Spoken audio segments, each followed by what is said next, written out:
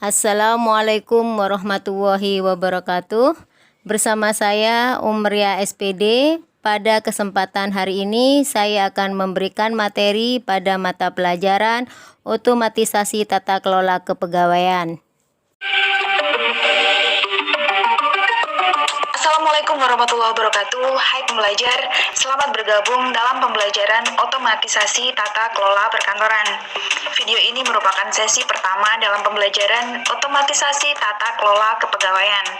Kita akan membahas tentang KD yang pertama, yaitu dalam tahap pengetahuan memahami administrasi kepegawaian, sehingga nantinya Anda bisa mempunyai keterampilan untuk melakukan pengelompokan administrasi kepegawaian.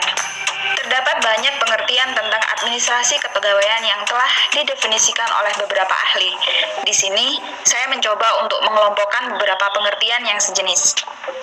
Yang pertama adalah administrasi kepegawaian dilihat sebagai seni dan ilmu. Di sini terlihat bahwa Dr. Andes Manulang, Paul Pigor, Profesor Dr. R. Arifin Abdurrahman, dan Miftah Toha merumuskan bahwa administrasi kepegawaian merupakan seni dan ilmu. Sehingga bisa diambil kesimpulan bahwa administrasi kepegawaian adalah ilmu dan seni tentang pengembangan kepegawaian serta semua hal tentang persoalan-persoalan kepegawaian untuk melaksanakan fungsi serta tujuan organisasi agar terlaksana seefektif dan seefisien mungkin. Yang kedua, administrasi kepegawaian dilihat dari segi manajemen.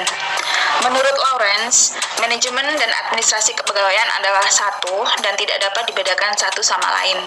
Administrasi kepegawaian mula-mula menjadi bagian dari manajemen ilmiah, terutama dalam hubungannya dengan employment, ujian, penempatan, penentuan upah, dan penilaian hasil kerja.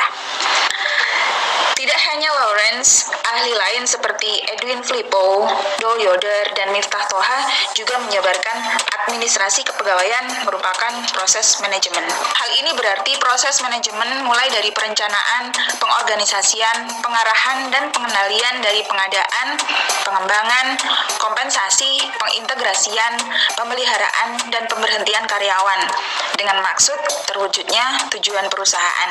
Manajemen yang baik berarti memperoleh hasil yang efektif melalui orang-orang. Manajer yang berhasil mendapatkan orang-orang untuk diajak bekerja sama bukan karena ia mempunyai kekuasaan terhadap mereka yang dapat diperintahkan untuk melaksanakan pekerjaan yang dikehendakinya. Akan tetapi, karena ia merupakan seorang pemimpin yang dicintai oleh orang-orang bawahannya, sehingga orang-orang ini suka bekerja dengan giat dan sebaik-baiknya. Mendapatkan kerjasama yang ikhlas dari bawahan merupakan persoalan manajemen.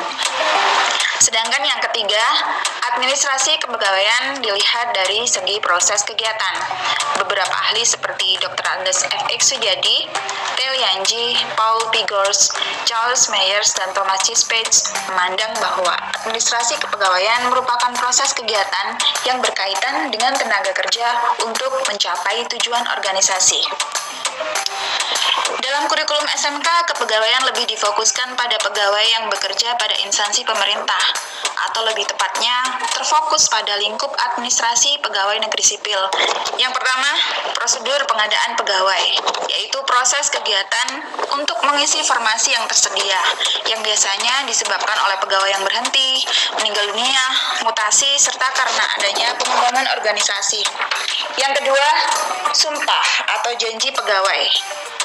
Jika di perusahaan swasta cukup dengan tanda tangan kontrak kerja, tidak demikian dengan PNS. Seorang PNS mulai diangkat dan bertugas dalam jabatannya perlu mengucapkan suatu sumpah atau janji yang dilakukan sesuai prosedur dan tata cara yang ada. Kemudian, perencanaan karir pegawai. Proses rencana karir untuk pengembangan diri secara maksimum sesuai dengan jabatan atau pekerjaan atau posisi yang diduduki oleh seseorang dalam kehidupan kerjanya. Selanjutnya, penilaian kinerja pegawai, yaitu kegiatan evaluasi yang dilakukan oleh pimpinan organisasi terhadap keterampilan, kemampuan, pencapaian, serta pertumbuhan pegawai, sehingga dapat digunakan sebagai proses perencanaan pengembangan karir oleh karyawan.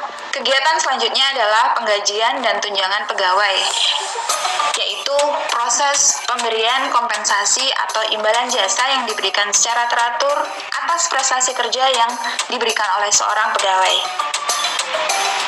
Yang terakhir adalah pemberhentian pegawai, yakni pemutusan hubungan kerja antara pegawai atau karyawan dengan badan usaha atau pemerintah. Semua kegiatan di atas dimaksudkan untuk mencapai tujuan administrasi kepegawaian.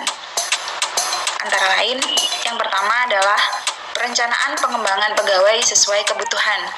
Yang kedua, meningkatkan kualitas sumber daya manusia. Yang ketiga, mewujudkan penataan pegawai yang sesuai baik dari sisi kompetensi maupun syarat jabatan yang dibutuhkan.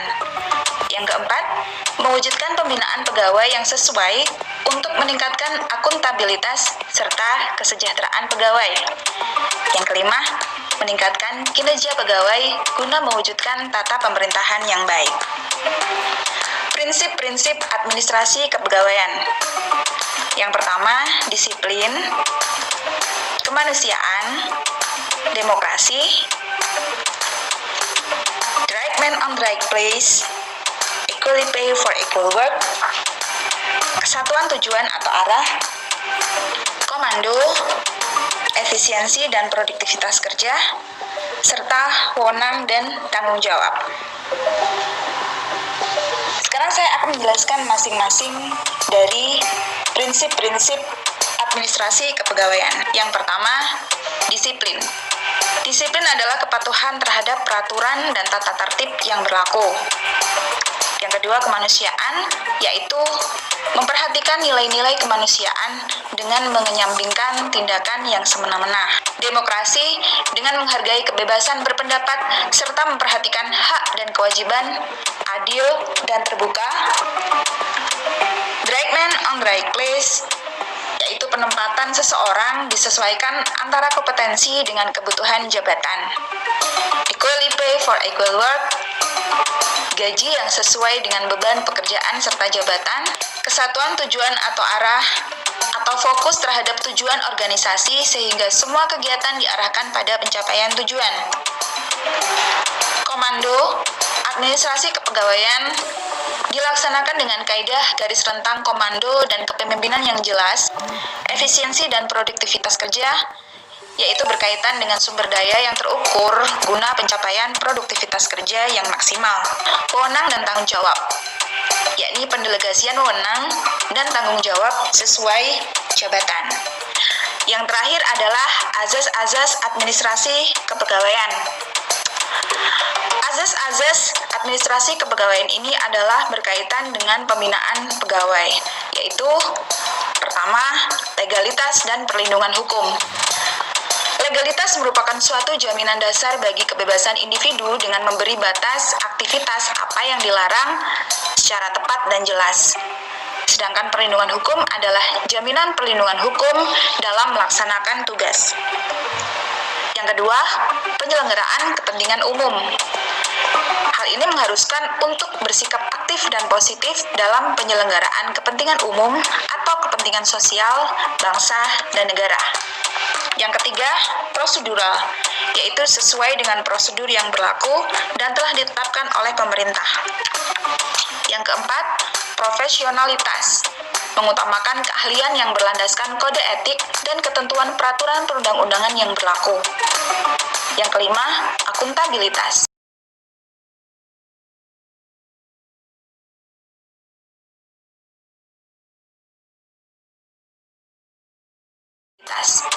Yakni harus bertanggung jawab atas pekerjaan yang dikerjakan. Yang terakhir, pendelegasian wewenang, yakni menciptakan pembagian kerja, hubungan kerja, dan adanya kerjasama dalam suatu organisasi atau perusahaan. Demikianlah penjelasan tentang administrasi kepegawaian. Selamat belajar.